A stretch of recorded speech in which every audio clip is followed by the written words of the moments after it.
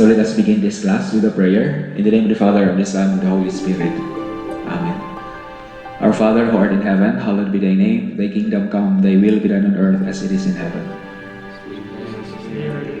Forgive us our trespasses, as we forgive those who trespass against us. And lead us not into temptation, but deliver us from evil. In the name of the Father, and the Son, and the Holy Spirit. Amen. So, good morning to everyone. Morning, Paz. How are you today? Okay, Paz. So, this will be our ultimate week in this course. And I hope that you can be able to finish your final requirement, which is an essay of 1,500 words regarding a particular educational idea that we have discussed in this course, and try to elaborate its significance or importance personally or socially, religiously, and that shall be the content of your paper for the final essay. And it's very short. It's only it's 1,500 words. And as much as possible, just be direct to the point. Because it does not necessarily follow that when your essay is long, you can also be given a good mark. What I ask is that you can be able to organize your thoughts and as much as possible be coherent in your thinking. And I can also see that there is the desire to express yourself, to articulate your ideas in your essay. And for that, I will grade you on these things. So that will be the criteria, shall we say. As much as possible, try to be substantial when you are going to express your ideas in your essay. And in that way, I can also see that you are also following our subject, our class discussion. I know that you have already read a lot of materials. For example, Plato. You have already Kant, or no? Yes, Kant. I just gave that to you the last time, and I asked you to write a reflection essay. What is enlightenment? And you have also Emile by Jean-Jacques Rousseau. Depending on those various philosophers whom you are going to choose, and their ideas that you want to elaborate, that you want to discuss in your final essay. So as what I mentioned, this will be our last week, and hopefully we can be able to tackle this coming Thursday about existentialism as a theory of education. So today, Holiday ng Thursday. Thursday is holiday. Why is that? The end of Huh? End That's of- Eid al-Fitr. Yes, Paz. Di ba siya consider as holiday? So in our calendar, it is holiday. Pero wala pang memo. So, Paz, baka mag-release sila ng memo. Okay. So we do not have any memo yet. So another holiday. And because of that, we will be able to miss one topic that I really like to discuss in this course, which is existentialism as a theory of education. Pero we can use that, Paz. Hmm? We can use that in our essay, existentialism. We can use that actually. And you can search for example, in Google, you type existentialism and theory of education, and it will appear. And actually, when you cite, use the Caribbean style of citing. Always cite your sources, because that is also the indication of maturity. So there are three ways of being original. The first one is when you are original with your ideas. That is, the idea is coming from you. And so you don't need to cite for it because it is yours. You are the author of that idea. The second one is originality of your presentation. So if your presentation is very unique, although your ideas are not because your ideas are coming from other people or coming from other philosophers.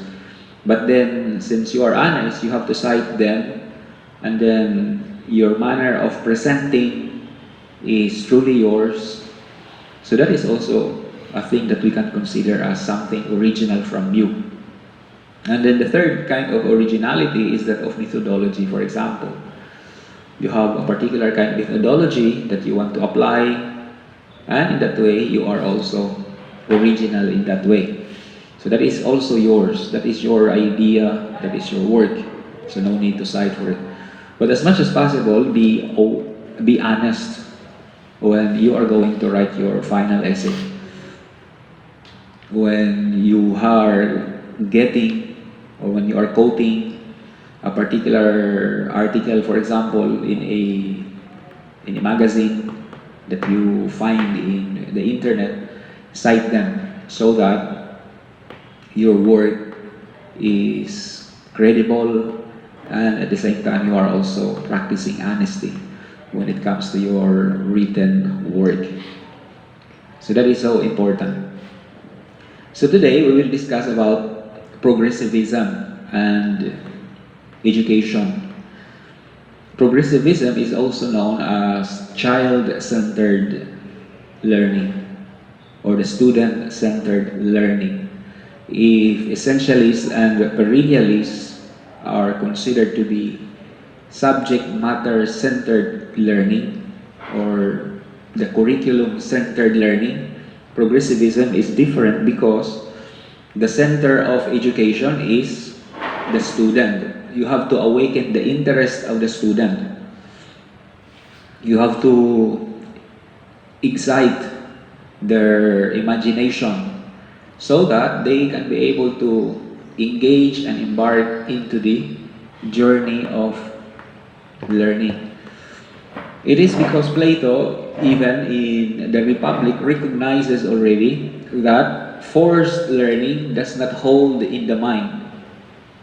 When learning is something enforced in you, when it is being spoon-fed to you, then learning does not hold anything in your soul.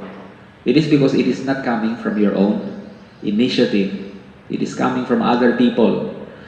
It is coming from the teacher, or it is coming from the book. And your teacher, because of the exam, you are forced to read it. And so after the exam, you would also forget it.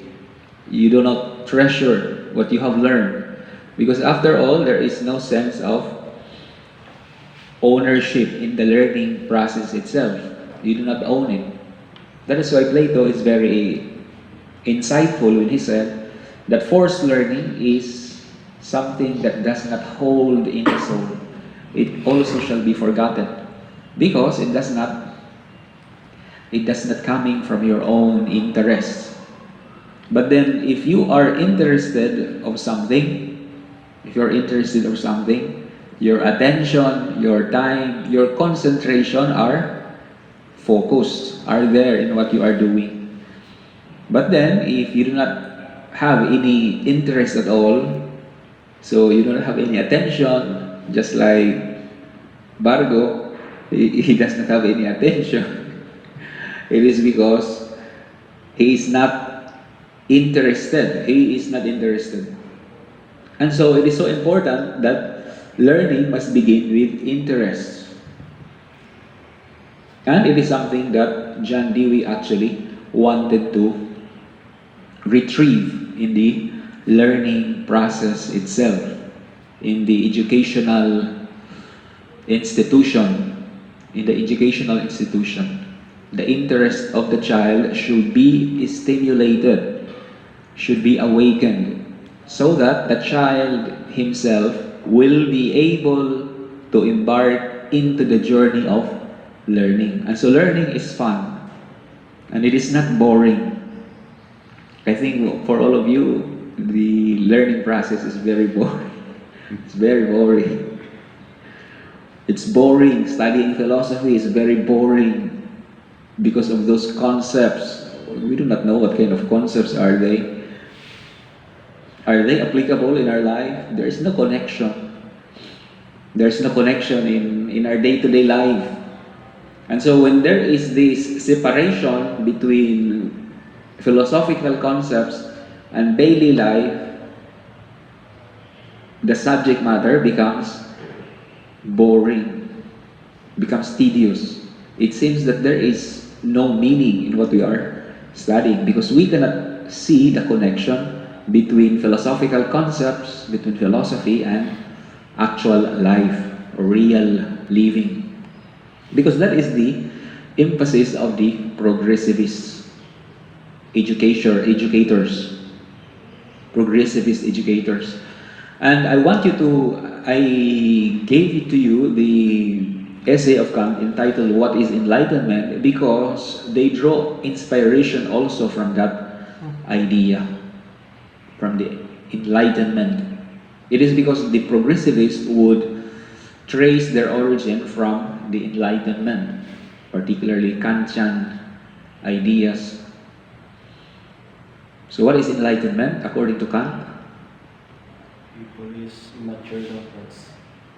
In a sense that kumbaga they depend their knowledge and on others. Then in order to parang solve yung problem, they need to use their free thinking. We need to use our free thinking. Actually, enlightenment can be summarized in the two Latin words which Kant used, which is sapere aude. Sapere aude. Meaning, what does that mean? Sapere. Sapere is an infinitive verb, meaning to know. To dare to know. Aude is an imperative verb, meaning to dare or to be courageous. Dare to know or be courageous to use your own thinking. Be courageous because Kant would say that you are immature when you allow other people to think for yourselves rather than exercising your own reason to think for yourself. It is an indication of independence, that you are free. Because if other people are thinking for you, you are not independent. You are not autonomous, in other words. You are dependent from the thinking of other people. You are dependent from the thinking of your parents. You are dependent from the thinking of your teachers. You are dependent from the thinking of your pastors, for example. You are dependent. And so Kant would emphasize independent thinking by encouraging everyone to dare to use their own reason. That everybody has been gifted and endowed with intelligence, with rationality. Everybody is endowed with rationality. So let us exercise that function. Let us exercise that gift. God has been given us rationality, has given us reason. So it is just good and proper that we shall exercise them, that we are going to sharpen also our own intelligence. So it is so important that we sharpen our own intelligence, we practice our own thinking ability, so that we can be able to learn how to be courageous in practicing them. It is because it requires training. It needs training. Because when your reason is not practiced or is not trained, when you fail to sharpen it, there is also the big risk that you are going to commit and stumble great mistakes. But of course, as you use your reason, there is always the possibility of mistakes. There is always the possibility of mistakes. But then, as you harness it daily, as you use it frequently, so your mistakes also would be less and less. It is because you are already adept with it. You are already trained with it, just like an athlete. When an athlete would use his muscles also would become very strong, and it will help him or her to run faster or to do something physical activities that ordinary person can never perform. So that is the point that you really have to practice your reason so that you can become adept in using it. And in that way, committing errors and mistakes also would be little by little taken away. Or at least if you are going to commit mistakes, it will be because you have lapses of your judgment, or maybe there are faulty informations that have been provided to you. But since you practice always your reason, your thinking is very logical, that you base your deliberation and your decisions on knowledge that you have, based on the available information that you have. And from them, you know how to draw conclusions accurately and efficiently. That is to say that you know how to infer rationally. Inference is something that we have to be trained to infer. And what are the two kinds of inference? Two kinds of inference that we have. In logic, do you huh? Deductive inference and inductive inference. Inductive inference and deductive inference. So these are reasonings, and we have to be adept in using them, so that based from our own reasoning, we can be able to jump into a sound and rationally founded judgment based on the available information that we have. But the most important thing is you know how to infer. It is because you practice them daily. You practice them daily. And it is for that reason that Kant would emphasize that education should train our own reason. The training, the cultivating of our own minds and rationality. Pads, nagkaroon ako Pads. Is it possible ba Pads na i-go hand by hand ang enlightenment pati yung constructivism Pads? Enlightenment and constructivism it's because constructivism has You should ba constructivism as educational theory, or constructivism as epistemology. as educational theory Pads yung students must construct their own knowledge. Constructivism. Rather than to naging possible sila na mag Pads mag ano. So parang enlightenment pa siya Pads. That's enlightenment also. It is because that is the progressive understanding. It is what you call the child-centered learning. The child-centered learning. Actually, that is also the idea of Dewey. Yes Pads. That is a Deweyan idea of constructivism, that you construct and you constantly reconstruct. That's the concept of Dewey, and I think you can write a paper on it. It is because constructivism is also related to epistemology, something like that, and of course constructivism as an educational theory, which John Dewey would say in his book Democracy and Education, that the aim of education is continuous learning. That's the aim of education, nothing more. That's the aim. It is not in order for you to have a job or in order for you to work. The aim of education is continuous learning.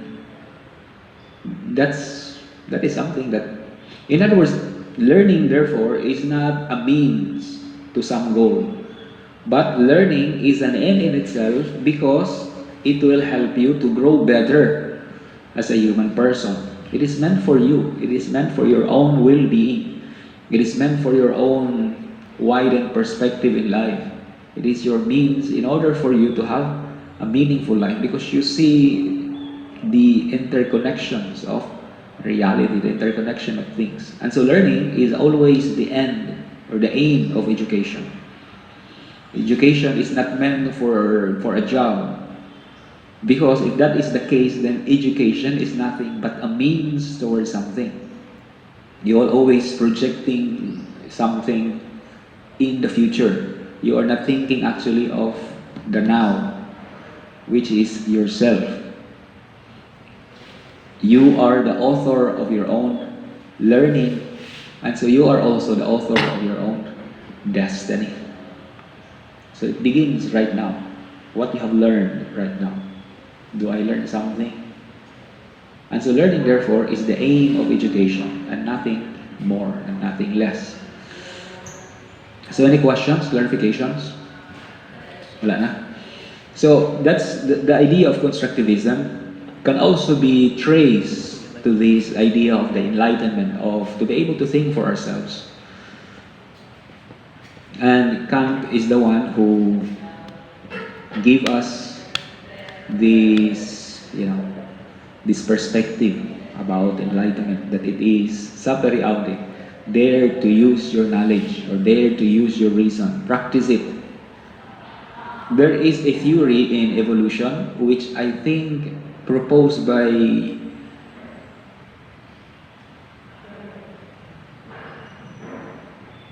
a biologist, I think. Is he a biologist?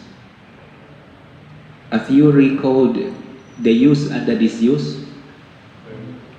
Darwin? Is Darwin the author of that? I'm not really so certain about it. His theory is that of use and disuse. That when you use a particular kind of function or a particular organ, that organ will be enhanced through time. Si Lamarck. Lamarck. Yeah. Is he a biologist? Botanist pa. He's a botanist. Of course, botany is a branch of biology. So according to Lamarck's theory of use and disuse, he would say that when you do not use your reason, when you do not use your particular ability, it will also be gone. It will not be favored in the theory of evolution. It will be gone. So if you do not practice your thinking, it will also be gone. It will be. There's a study because theory that because of lockdown, because of online learning, there's a possibility that our brain would shrink. Oh, our brain will shrink because we are not thinking anymore. Or maybe you are just very stressed, and the stress is the thing that shrinks down our mind, our own rationality. So maybe there is also an opportunity for us to adapt into something. So in every crisis, we can also say that the pandemic is a crisis. So a crisis is always an opportunity either to use more your reason or do not use it anymore. Do not use it anymore. It's because you are not being able to overcome the crisis. You haven't overcome the crisis. And so for the Greeks, crisis is an opportunity of growth. Because if there is no crisis, you will never ever grow. You would stay complacent. You would stay as who you are. You become stagnant, in other words. It is because we are forced to think when we are in crisis. We are forced to think when we are in crisis. And even life itself is full of crises. Full of crises. Childhood days. We have crises in those years. For example, it can be a psychological crisis because we cannot reconcile how come my mother is loving But then she keeps on spanking me, especially when mahal pa talaga ako ng nanay ko. In other words, the child also has this interior crisis. So, for example, even in adolescence, even in your stage, you have a lot of crises. Crisis about your future because you are thinking, you are so pressured. What shall I do? Should I really continue? That's a crisis. You are forced to think. What shall I do in this life? Am I going to become a priest? Should I continue my vocation discernment? Should I marry? In other words, these things are occasions of crisis. And everybody has a crisis, even when you are going to reach the age of 40, just like me, there will be a time called the midlife crisis. And one is already thinking, am I really in the right track? I like the poem by Robert Frost entitled "The Road Not Taken," particularly in the last, phrase. I don't know, the last stanza, I think. And the third one, and he said, "And both that morning equally lay in leaves, no step had trodden black. Oh, I keep the first for another day, yet knowing how way leads on to way. I doubted if I should ever come back." I like that phrase. It is because it is a point in time when you are already in a crisis, in other words, with what you are doing. For example, if you have already been for 10 years in the priesthood, it is because there in the poem, it is being said that and both that morning equally lay, in leaves no step had trodden black. In other words, every step is very meaningful to you. At the first step, for example, when you become a priest, for example, every step is very meaningful. No step had trodden black. Everything is very memorable. No step had trodden black. And both that morning equally lay, in leaves no step had trodden black. Oh, I keep the first for another day, yet knowing how way leads on to way. In other words, there is always a continuous way that would come to you. And sometimes when there is no ending of the ways that would come to you, you become, you become doubtful about yourself. Should I still continue? Nakakapagod naman ito. I still keep on going, right? It is because the idea there that a way leads on to way. Where is the ending of this? Where is the end of the rabbit hole in the story of Alice in the Wonderland? Where is the end of this rabbit hole? The way keeps on leading me to another way. Where shall I go? In other words, there is uncertainty there in the poem. And that is why I like that poem. Oh, I keep the first for another day, yet knowing how way leads on to way. I doubted. Nag-iisip tuloy ako, I doubted, maybe I should come back. That is why I like the poem. I like the poem. It's just very, it's just a meaningful poem and well written. A good poet. It is because it is a poem that somehow would be able to invite you to reflect about your life. And in the last stanza, it speaks that I shall be telling this with a sigh. The idea there is that he is already old. I shall be telling this with a sigh. Somewhere, generations and generations hence, two roads diverge in the yellow wooden eye. I took one less traveled by, and that has made all the difference. But then we are still young. We do not know really if we can be able to say those lines at the end of our journey, because there is always the possibility that we are going to resent. There is always the possibility of resentment. If we are going to grow old, I shall be telling this with a sigh. Somewhere, generations and generations hence, two roads diverge in the yellow wooden eye. I took one less traveled by. And that has made all the difference. So it requires courage to take the road less traveled. Even a married life is a road less traveled, particularly in our own modern society, when people are no longer believing that love is forever. Wala naman talaga forever eh. Maghihiwalay din kayo.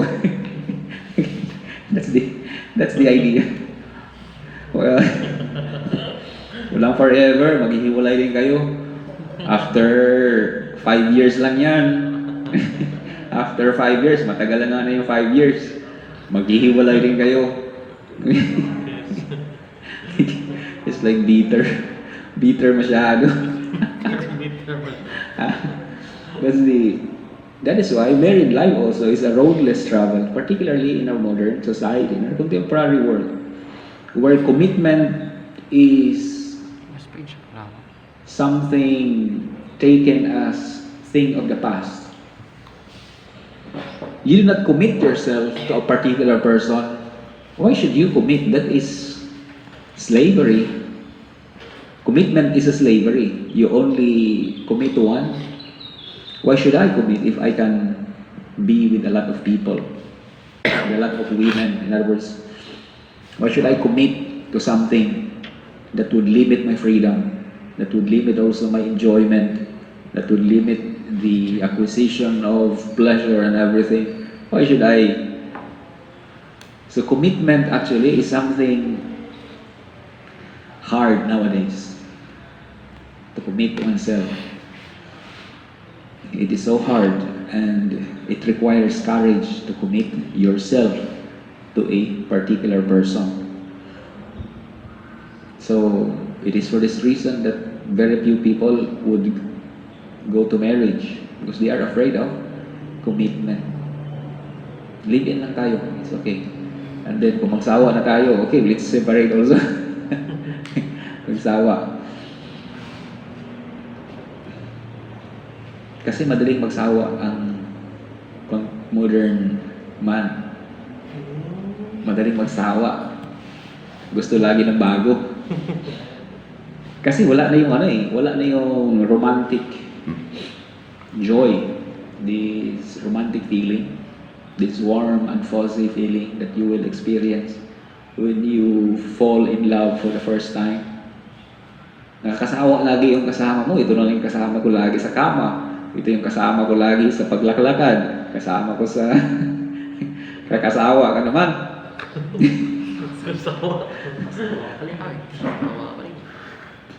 Yung pinakasalan ko, dati ang ganda-ganda. Ngayon, wala nang ngipin. Lusyang na. Kakasawa ka no? Papalitan na kita. That's the idea. Dati, yung asawa ko, napakamatipuno, gwapo. Tag nito, poging-pogi. Pero ngayon, bungal na. Tapos, ang lalaki ng tiyan. Ang laki na ng tiyan, mas buntis ba ito kaysa akin? Papalitan na kita. So, that's the, But anyway, it is just only a joke. But then we continue, we'll go back to our discussion about progressivism and education. And as what I have mentioned, that the progressivists would trace their educational theory from the Enlightenment in the 18th century. That is why I gave that I gave that essay of Kant entitled "What is Enlightenment?" Actually, it is a very short essay, and it is in there that we find that enlightenment means to be able to dare to use our own rationality, which progressivism wanted also to emphasize in the educational curriculum.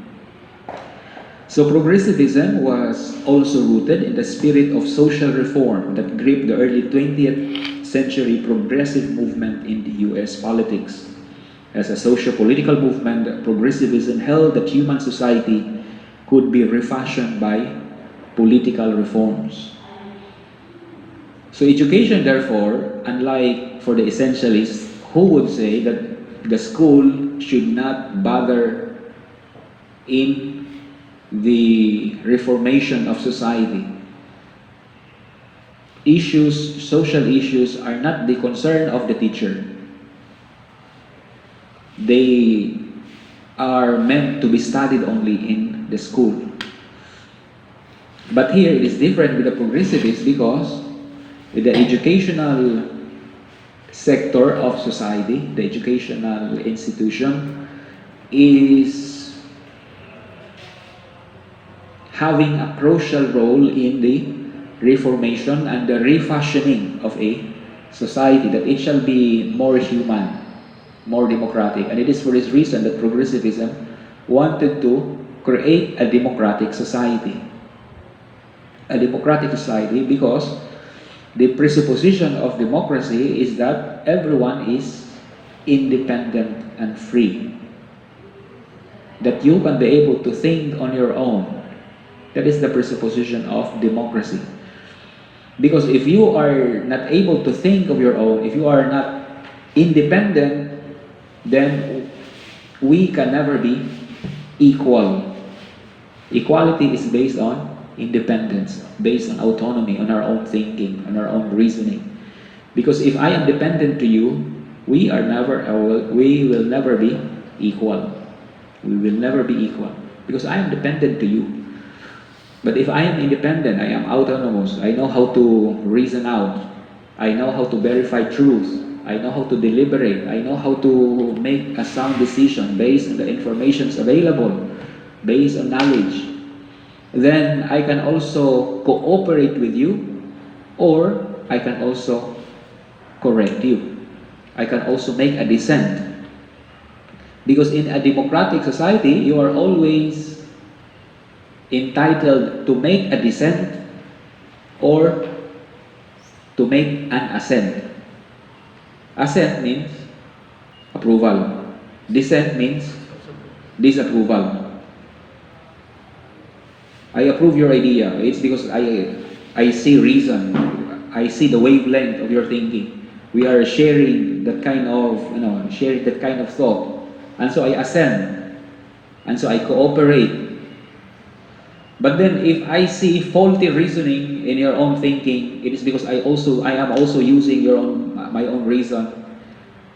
So you can never ever force me to do or to assent to what you are thinking. I have also the right to make a dissent, even in the church.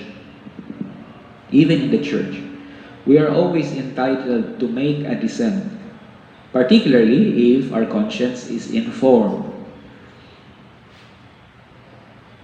Particularly when we have informed our conscience. So we can always make a dissent. It is because our conscience is always primary. Always obey your conscience. Because it is in our conscience that speaks to us intimately. Speaks to us intimately. But of course, you have to form your conscience, which is so important. Because you make a dissent, but then your conscience is not being formed. You do not study. You do not, you do not investigate. You do not scrutinize all of the necessary informations that you need in order for you to come up with a sound dissent. So again, it is not also reasonable and valid. So it is for this reason that independence and autonomy is highly valued in a democratic society. So that one can be able to cooperate and one also can be able to make a dissent or can make a rejection particularly, or one will also disobey. Civil disobedience is an entitlement of a democratic society. Civil disobedience, particularly if there is valid and sound information that civil disobedience is founded. Yung civil disobedience ka nga, hindi naman parang baliwala rin. It does not make sense, in other words. And it is also for this reason that democracy can easily be manipulated. That is why when you have peddlers of fake news, So people can easily be swayed by their conviction because of the available information that are at hand. And sometimes the media can filter information. That is why media is very powerful. Because it is the media that provides you the necessary information so that you can have your own free decision. But then if the media is very biased, and there is only one media in the country, for example, if there's only one media and there's no other, there's none. So people would always believe what they are being fed. They would always believe what they are being fed. They do not see the other angle of the story. It is for this reason that YouTube is providing venues wherein people can verify what mainstream media are reporting. That's the beauty of YouTube. And because of that, sometimes people can disagree. In other words, they can make a sound dissent. It is because YouTube provides you raw data. Raw data. Because sometimes mainstream media is already an interpretation of the event. They wanted to interpret a particular event coming from their own ideological bias, or for example, the leaning of the rational leaning, the ideological leaning of the particular company. And so sometimes because of it, the reporter would also report in accordance with the leaning of that particular media outlet. And so you have biased media. But then YouTube allows us to see raw events on the ground, about what happened truly in the ground. And for that, people can also make sound dissent because they have been able to see a lot of good things that happened in our country. They have been able to see infrastructures, they have been able to see roads being accomplished, despite the fact that there are also some things that are not good. For example, the pandemic still going on. When we ask, why is it there are still pandemic in our country? 1 year has passed already, and still we are battling against it. How come we did not able to overcome it? So that's the beauty of having a social media that democratizes everything. So U.S. educational progressives could also look to the major educational reformers of Western Europe for inspiration and stimulation. For example, Jean-Jacques Rousseau, another philosopher for the progressivists. What did Jean-Jacques Rousseau about education, about learning? Chewy. About Emile. About education. That the educator must Ang educator is magiging guidance lang sa guide of the child, of the interest of the child, because that is actually the very role of, that's according to the progressives, that the teacher is always a guide of the student, and the teacher should not talk so much. And that is why I am not a progressivist. I am an essentialist because I keep talking and talking. But anyway, because there is always the danger also that when you cater so much the interest of the child, that the child is so distracted with what he or she has around him or her. And because of it, learning also does not take place. Just like, for example, in our own educational system, we give freedom so much to our students. Okay, you're free to do whatever you want. It's because it is your interest. What is your interest? And because there are a lot of distractions, just like, for example, the cell phone, you instead of studying, you immediately go to the YouTube and you just watch video. Okay lang sana kung educational videos ang pinapanood, pero hindi naman. Nanonood lang ng Mobile Legend na ano. Well, Ha? Yung Mobile Legend lang ni Chokes ang pinapanood kasi nakatawa. Dipong. Ayun lang pinapanood kasi nakakatawa si Chokes. Okay lang sana kung National Geographic kasi okay, there is content, substantial content in the video. But if there's none, in other words, the child would always be subject to a lot of distractions, particularly with the kind of technology that we have. And so, they do not have any focus. Mga bata natin ngayon, I do not know if you have focus. Tingin ko parang hindi naman kayo focus. You do not have focus. You can easily be distracted. After you just get a book, and then after 3 minutes, inaanto ka na, ganun-ganun, punta ka naman sa YouTube. Parang, no? So in other words, you do not have any focus. So progressives also feel an affinity for the work of Johann Heinrich Pestalozzi, a 19th century Swiss educational reformer, who, as a willing disciple of Rousseau, asserted that education should be more than book learning. So education should be more than book learning. Because that is the emphasis of the essentialist and the perennialist, based on the book. Do you agree with it? Do you agree? We should not be bookish.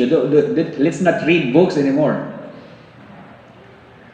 Books are essential, but books are not everything. That's a good perspective. The books are essential, but they are not everything.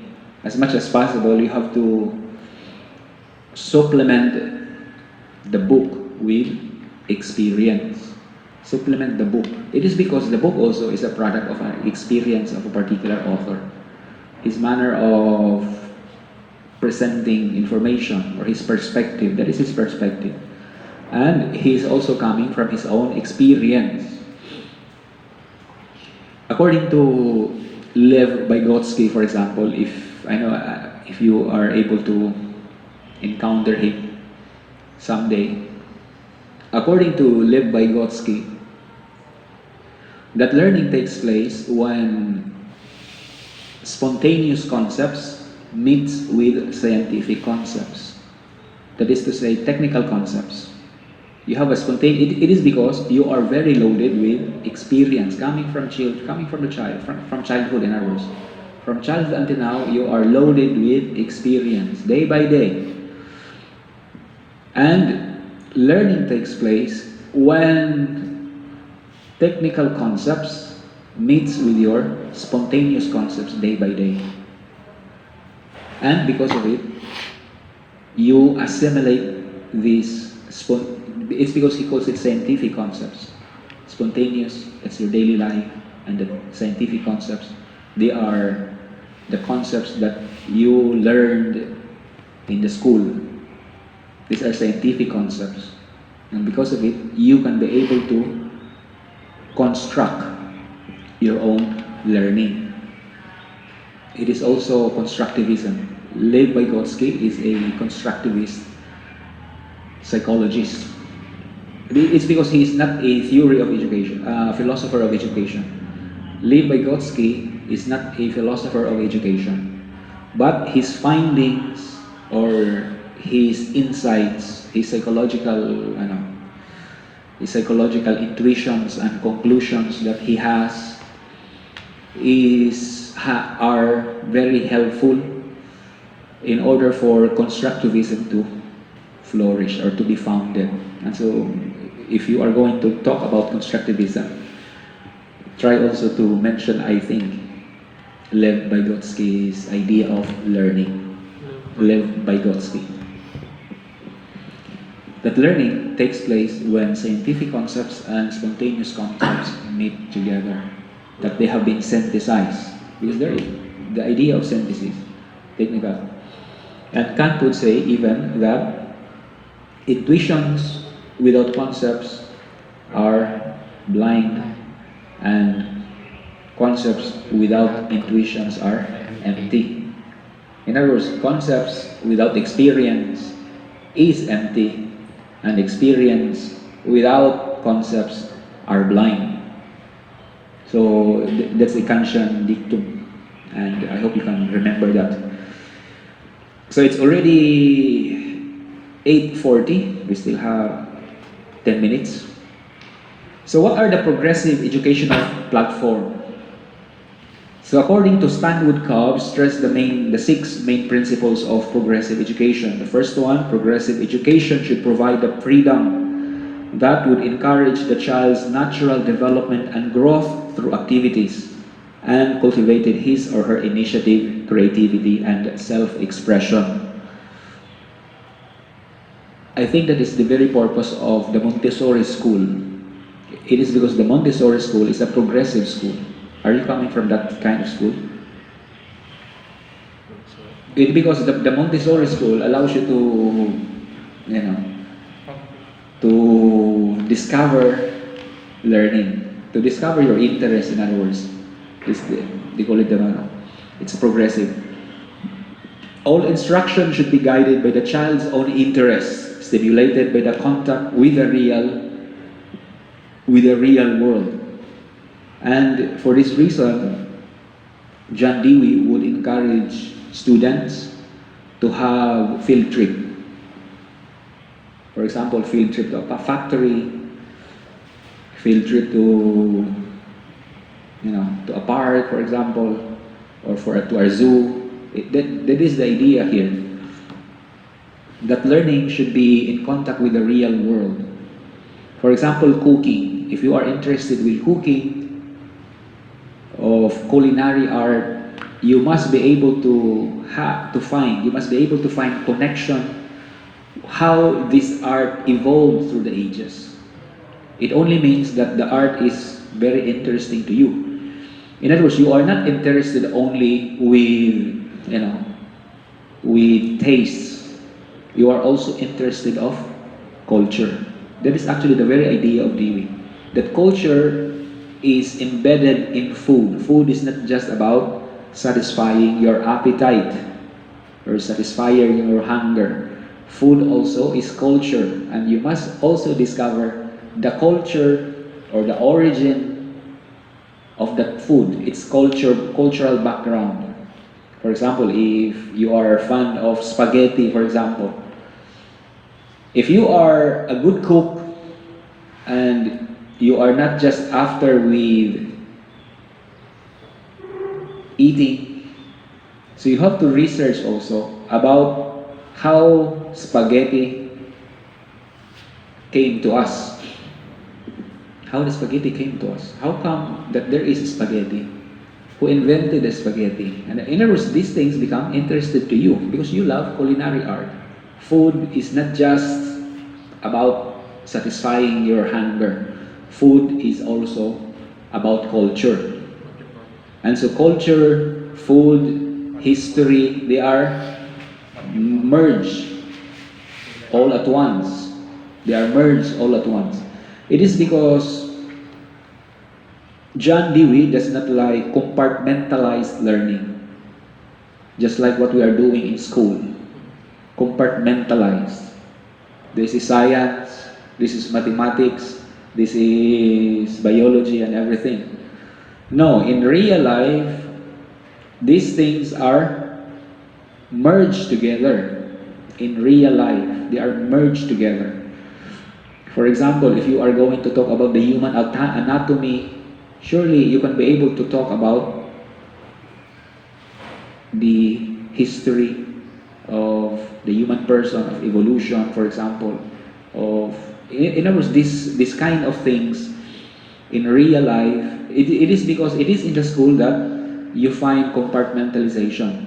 And hopefully, the child in undergoing these things can be able to make a realization or to be able to have a overview of all these things, that they are not actually compartmentalized, but they are actually unified. It is because we compartmentalize so that it shall be systematic. It is because Descartes would say that you have to break down complex things into simpler ones. That is his third rule of thumb in his methodology. Do you know what are the four Cartesian principles in Cartesian methodology? Huh? Oh, yes, the methodology of Kant. That is his, that is his method. His method. The four method of Descartes. It is because the first one is actually what you call this. Albert Borgman would summarize it in four rules. The first one is the rule of abstraction. Okay. The first one is the rule of abstraction. That is to say that you have to take, if you have a problem, take the problem out of its own context. You have to abstract the problem, put it in the laboratory wherein everything is controlled. So that is what you call the rule of abstraction. And the second one is the rule of dissection. You dissect the problem into its parts. That's the rule of dissection. And the third one is the rule of reconstruction. Because after you know already the different parts, you know already the different complexities. Now you have to reconstruct also these parts, starting from the smaller pieces into the bigger pieces. And then in other words, you begin with the small and going back to bigger things. And the fourth one is the rule of the reconstruction and the rule of control already. Dominion and control. It is because you know already the different parts and then you can control already. That is what you call knowledge. So Descartes is so what do you call this? It's very systematic when he comes to face a particular problem. And I think we can also apply that. And of course, many many epistemologists would not agree with Descartes also in that way. It is because some would say you do not need to abstract the problem out of its context. Solve the problem in its own context. That's somehow they would react to Descartes' way of solving problem. But then the Cartesian is very useful, because sometimes when you are there in the problem, in fact, you cannot even realize that it is already a problem. It is because you are already at home with it, just like in Cotabato. So flooding is not a problem anymore because people are at home. But then Descartes will say, abstract the problem. So we need engineers because engineers know how to abstract the problem. Okay, so this is the whole topography of Cotabato City. So this is the lower part. In other words, you abstract the problem and then you propose a solution. That is the beauty of what he calls of Descartes. It is because mathematics is like that. Mathematics is like that. When you have already concepts with you, it's because you know already the topography of Cotabato. Okay, this is the location, this is the lower part. I think we should not put soil here. We should not reclaim this area because this will be our basin. In other words, the context of Cotabato has been taken out of its context, taken out of its natural topography. And in that way, you put that on a table because, for example, a map is already an abstraction of a particular situation, of a particular place, a map. So let's have a map. And so engineers can be able to solve problems out of its own context. It is what you call the rule of abstraction. So anyway, it's already 8:50. I hope that you know already the very idea of progressivism, which is the child-centered learning. In contrast with the essentialist and the perennialist, which is the curriculum-centered learning. So, in the classroom, in the perennialist and the essentialist, the center is the teacher. It's because the teacher is the one who facilitates, who gives the subject matter. He is authoritative in his subject matter. He knows his content. He knows his material. It is different with the progressive in a sense that the center in the classroom is the child or the student. What is much important is that the student must be able to learn. Because that's the aim of education, that you must be able to learn some. At least, you must be able to learn something. So right now, you learned already something. That progressivism, for me, that's already enough. I know that 90% of what I have said have been forgotten, but at least you remember something. That progressivism is a child-centered learning. So that's all for now. Any questions, clarifications? But regarding our final essay, are we free to choose whatever topic? Yeah, you're free to choose whatever topic, and then try to elaborate it. Try to elaborate its or importance. Try to elaborate its importance personally, socially, educationally, for example, pedagogically, for example. Why is it that this particular method is pedagogically appropriate to seminarian or something like that? Why is it applicable? Why is it not applicable or something like that? In other words, what are these, what are the significance or importance? You must be able to elaborate them. So okay lang Pans yung mga topic kahit hindi topic it's like constructivism. Yes, it's because constructivism is truly coming from this progressive education. Constructivism, 1,000 words. 1,500 words. When is the submission? Huh? When is the submission? The submission will be on the exam date, 11:59 p.m. on or before 11:59 p.m. So, any questions, clarifications? This will be our last week, so that I am going to check your papers, your reflection paper. I already browsed some of them, and there are some that I already like because they have been able to, to express what I want them to express, something like that. It's good. So, anything? Any comments? None? Okay, I would like to end this class with a prayer by glorifying God. Glory to the Father, and to the Son, and to the Holy Spirit. In the name of the Father, and the Son, and the Holy Spirit. Amen.